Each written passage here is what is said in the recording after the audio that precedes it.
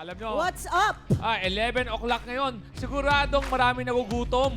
Yes, kasi pananghalian. Oo. Pananghalian na. Nako. Ikaw ba kumain ka na sa Karinderya? karinderya? Yes, alam nyo, dyan sa may evangelista, sa may bangkal, may isa akong pinupuntahan dyan. O sige, sasabihin ko na yung pangalan. Spare and Strike. Yung ano yan, yung sinangag, longganisa, saka itlog, ay nakauna-unang long silog dyan sa may evangelista. Dahil may libreng sabaw, Mama Carla. Saan nga ba yung evangelista? Dyan sa may bangkal. Bangkal... Makati. Makati. Oo, di ba? Hindi ako nagagawi because I'm a Quezon City girl. Sa Quezon City. Pero marinig ko sa karinderya dahil ang gusto-gusto kasi yung libreng sabaw. Okay. Di ba? Yan lagi may sabaw lagi I yan. think lahat ng karinderya, yan ang pang-come on nila. Oo, libre. Libreng sabaw, di ba? Saka Mama Carla, may mga karinderya, may half price.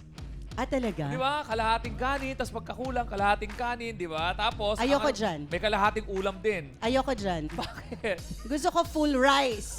Bakit half? Alam mo ba't ko to na naitanong sa'yo? Kasi meron nga, ang pag-uusapan natin ngayon ay tungkol sa mga may-ari ng karinderya na walang ginawa kundi magsabungan. Uy, kasi usok-uso dito na pagka nagtayo ka ng karinderya, magtatayo rin yung ano. Kasi nga, Oo. maganda isang grupo lang kayo ng mga karinderya. Pero mas maganda. May ipis yung paninda mo ang Opo. isinira sa'yo. Agad-agad? Opo. Hindi ba Kaya- hindi ba pwedeng nilalangaw muna? Minsan po siya nagpabarangay din, hindi naman po sila humarap. Nabwisit ka.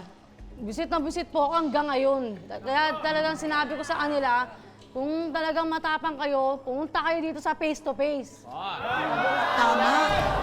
Dahil ang face-to-face, ang lugar ng matatapang. Tama.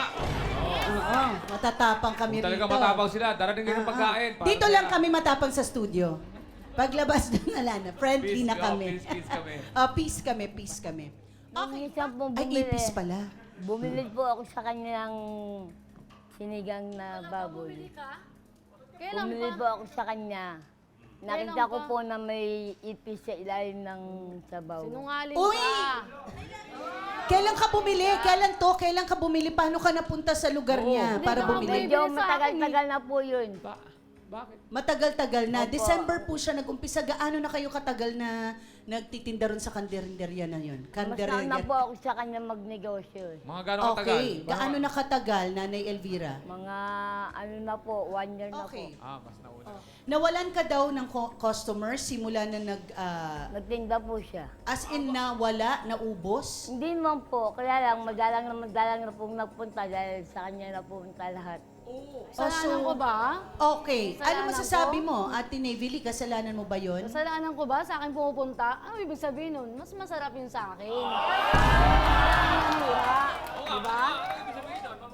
Oo. Ate Elvira, ano masasabi mo? Kasi pinatawag niyo pa yata siya sa barangay. Tama ba? Tas hindi kayo sumipot? Tapos sumusulpot. Kala nila kinakampihan ako ng mga Eh, taga-barangay. kasi po yung nanay niya sa barangay nagtatrabaho. Diba? Tama nga nala.